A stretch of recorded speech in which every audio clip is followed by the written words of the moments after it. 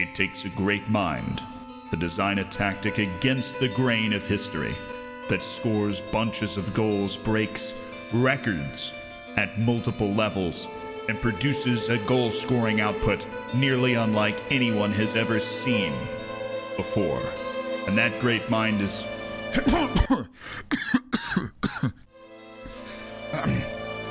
Sorry, let's start the video. So I'm off and running on my Twitch save. You can check the link down in the description if you want to keep up with that. And we have played nearly 2 complete seasons at the time of filming this video. And one thing that we can take away from it is the tactic I designed on day 1 in order to maximize the skill set of the players at my club has turned into perhaps the best direct tactic I've ever used on Football Manager that has shattered goal scoring records in the 3rd division. And then after we got promoted to the new 3rd division. If that 3rd to 3rd doesn't make any sense, Portugal created a new national 3rd league, so we got promoted from the old 3rd league that became the 4th league into the new 3rd league, and you know what I mean. It makes sense. It actually does. We're going to walk through that tactic and how you're going to be able to apply it to your team if you're sick and tired of the tiki-taka and you want to go direct, get the ball up the field, use pace, touch off the ball, and score buckets and buckets of goals while doing it, because direct is back, baby, and it's not just on the wings. So here is the tactic. Nothing happened. There you go. This is the tactic. Now, there are some tweaks that you can make in this to match your personnel. There's some tweaks that we are going to be able to go over. We're going to go into matches and look at exactly how this tactic plays out and break it down. But the first thing that we're going to do is go through the roles of each of these players in the tactic and the way that they are looking to execute. Then we will go through the instructions. And while we're doing that, we'll go through the different changes that you are able to make while maintaining the essential idea of the tactic and the way that it's set up. That sounds good to you, because boss, it sounds good to me. Okay, so we start with, in my opinion, the most important part of the tactic, and that is that we need 2 aggressive poacher advanced forward style forwards that are paired up together at the top of the formation. Now, with the increased movement of the players in the match engine, you're going to find that these forwards, even though they're up the field, they're going to continue to drop in to receive the ball, even though their main role is get further forward, move into the channels, look to advance the ball. Those advanced forwards thus are able to connect play just enough to keep things great while keeping an incredible amount of pressure on the back line. This is a very annoying tactic to play against, because how are you going to be able to make sure you don't concede any space at all to 2 people that are looking to run off the shoulders of center backs the entire game? That's the idea behind this direct tactic. And I have run it with a target man in the past. If you are struggling to win balls at all or keep possession at all, playing direct out of the back, switching one of these guys to a target man, the better one in the air, or signing somebody who's a target man, this can work that way. It's just a little more reliant on the other advanced forward to be the person that finishes the goals off. When I did run it with a target man, I had one forward score 42 goals in 27 matches, which is how we set the record for the Campeonato Nacional with 72 goals as a club in like 30 matches or something. We scored 72 goals in 28 matches. I had to check the history books, which say, so they can't be wrong. And so far in this new Portuguese 3rd division in 40 matches, we have a raucous 107 goals, as you saw in the intro, which is 22 more than anybody else in the division. But back to the tactic at hand. We take the next step to the next tier, which is where we find what I call the 3rd forward. You need to have this on one side of the field. It can be on either side of the field, but what you need in this 3rd forward setup is somebody that gets the ball and looks to turn it to the inside foot. That's going to create room for an attacking complete wingback or attacking wingback or attacking fullback to get themselves down that wing and extend the defense, draw attention, and create something of an overload. Now, I've used 2 roles in this spot almost exclusively. That is Nico as an inside forward and a guy who is just starting to get back from an injury in this save named Liu Hao, who is a wide target man, which does work because you receive the ball, you look to hold it up for the aggressive overlap that's coming, and Nico receives the ball, he dribbles into the middle and then finds the overlap that's on the way. The overlap being key in getting us 3 people that are into an attacking position, while Nico can drift into a spot, draw defenders, and be able to play those precise through balls. This will traditionally operate as something that looks a lot like a 4-4-2, especially when the ball gets further up the field. Well, let's take a step now into the central midfield, where we see two players that need to be able to eat up a lot of space. There is no room in this tactic for central midfielders that are not athletic and don't work hard. They don't have to be super athletes. They definitely need to be able to work hard. They need to be able to take the ball off opponents, and any other offensive chops are a bonus in this situation. Kiros and Holland are guys that are prioritized as people that move well and work hard and do everything well. You're not looking for a ball moving central midfielder in this system. You might be able to get away with one if you have a very good all-around midfielder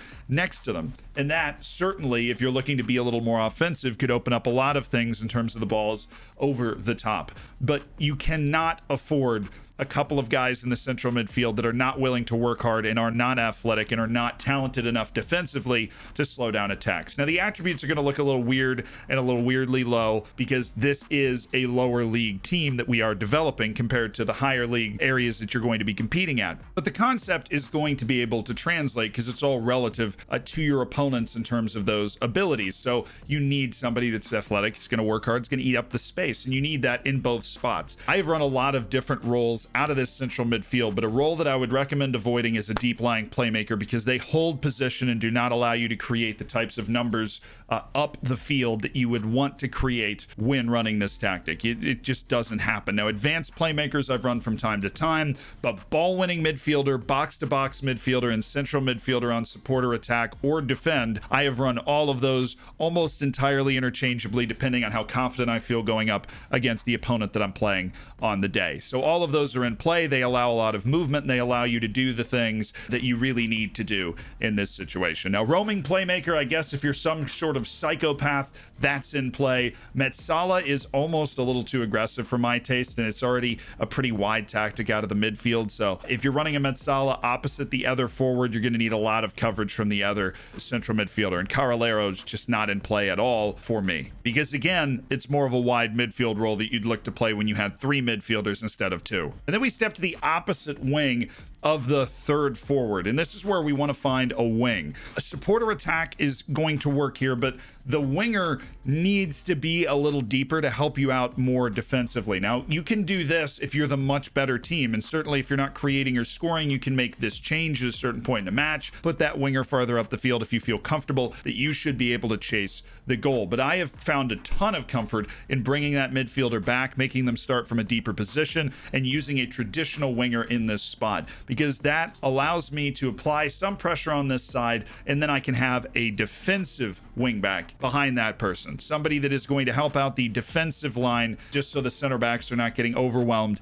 and they're not out there by themselves, which is key. The center backs can do whatever you want. This is a lower league, so I'm not doing anything fancy. Central defenders on defend, and then what you really need is a fullback that is able to attack on your third forward side. This is going to create the overloads. This is going to create the opportunity to get crosses, hit early crosses, and a crucial part of the way this tactic works, being able to catch the line before they get set into the back of their box. And someone like João Pinto, who is obviously a very talented, skilled fullback, somebody that can go forward, somebody that can play a good ball, is very, very important. It's somebody that can run in that channel that's going to look to hustle, because we're going to make them hustle. And as with every great tactic, remember what I'm telling you, that you do not have to replicate, and it's probably not best to replicate these exact roles for your team, because it's much more about the position and mentality of the player than the role. The role is just a couple of personal instructions. You can make anybody look like any role with one or two extra instructions ticked. It's much more about the mentality and the position, and out of here you can have a defend and support, or I'm playing teams that are worse than me right now, support and attack is what I'm going for. That's what you should be thinking about when you're trying to adapt this to your team. Positive mentality I've found to just be a great starting point in Football Manager 21. You can start it balanced, and then if you feel like you have control over the match or you're not giving up a lot of chances, go a little further. But I find that having that aggression, at least at positive, which really ticks everybody's mentality up one in the whole formation, it has been key to success here. It is a very aggressive tactic. This is what I've set up in possession, things that I think are nearly indispensable. Unless you're playing a team on a super low block, I think pass into space has to stay there.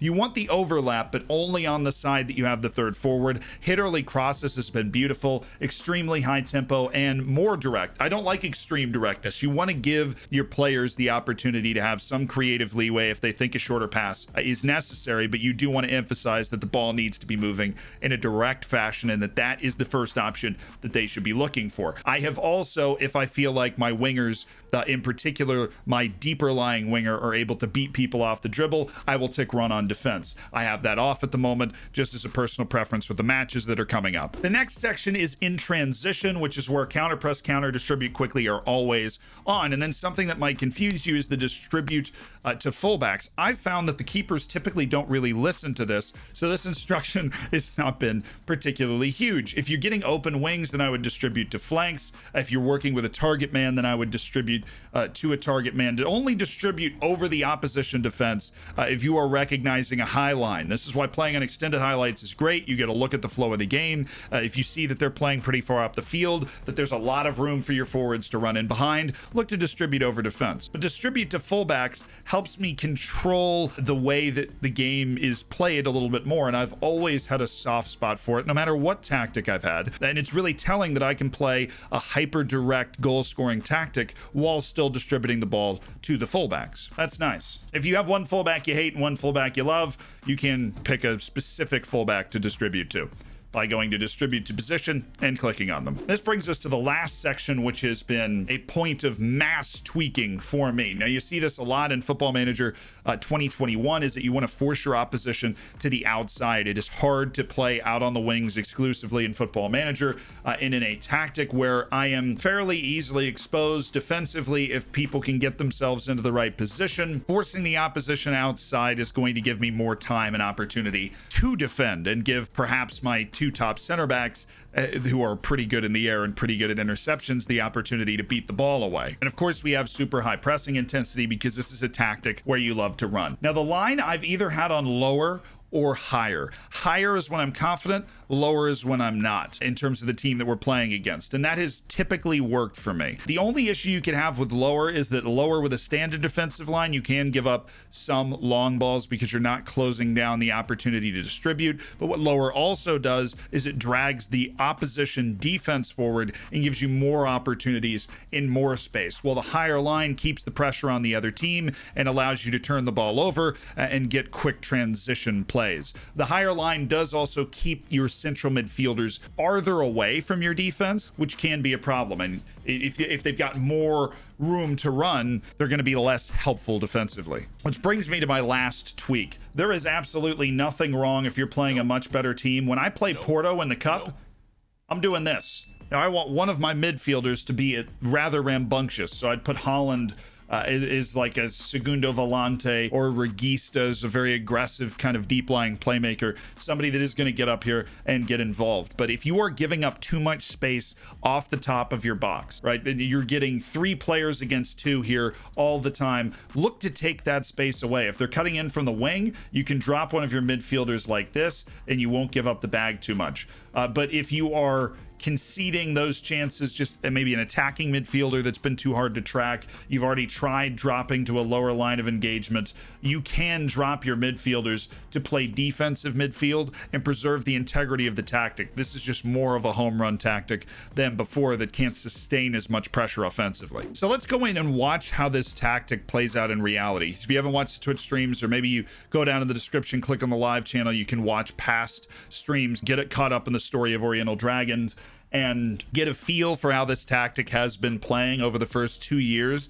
because it has been this record-shattering goal-scoring tactic. Here's how this tactic plays out in practice. You see the shape that's taken almost immediately. You've got your midfielders dropping down, able to fill up this area, and even though you have a more advanced winger, and in this case I had an actual natural winger as my third forward that was in the attacking left midfield position, you're looking to gain a turnover, and once you've gained that turnover, you're looking to get the ball out as quickly as possible. This is the distribute to fullbacks, but you see the immediate kind of pressure that is put on, and that forces everybody to back up when those balls are played. The central midfielders, unlike the attacking midfielders, are able to get themselves on the ball that is one of those rebounds, and they look to direct first. You're able to control the ball, and you're able to score. This shows exactly what you need out of your players at the striker position in this tactic, because this is really the crux. You got a particular type of player that you need in central midfield. You have one particular type of fullback that you need to be able to execute this well. But for the strikers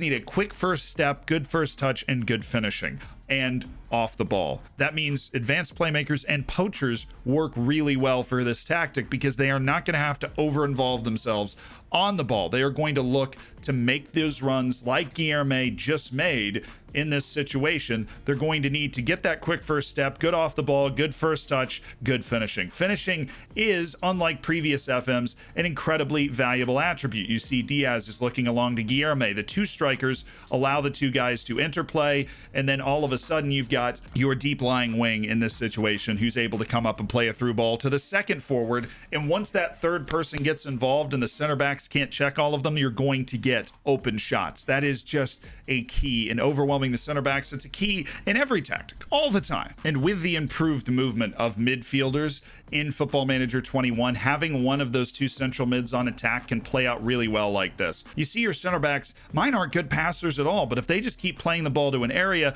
all of a sudden my central midfielder who's on attack is going to look to make a run with that improved movement in the game. The center backs are distracted by the other two strikers, and I've scored 5 or 6 goals this season because my central midfielders, have gotten themselves involved. It is designed to open up spaces for those two strikers to get in and score goals, and they've had absolutely huge seasons, 34 and 32 goals respectively. My secondary strikers have put in a lot of goals too. Liu Yu Hao and Nico have combined for 16 goals. Ni Plong on the wing is combined for 9. Those are your goal scoring influencers. And then I have my focal point center back up here who's got 6 goals off of set pieces this year. But that third striker is really the last position I want to talk about in terms of what the player is going to have to be able to do. And that player needs to be able to keep the ball, whether it's because they're deft and a shifty dribbler, or whether it's because they're a wide target man that really cannot operate as someone like a Raumdeuter who's off the ball, because your strikers are typically working off the ball. The person on the left needs to be able to get the ball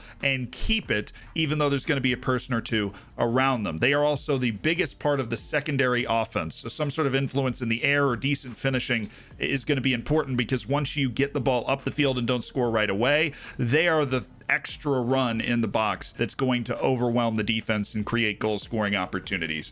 That's what they need to execute the overlap and everything else. That is everything you need to know about the modern direct goal scoring machine, the anti-Pep tactic that is forever known as the Portuguese Dragon. Download link is in the description if you want to download the tactic and tweak it to fit your team. Have a great day. I'll see you on stream.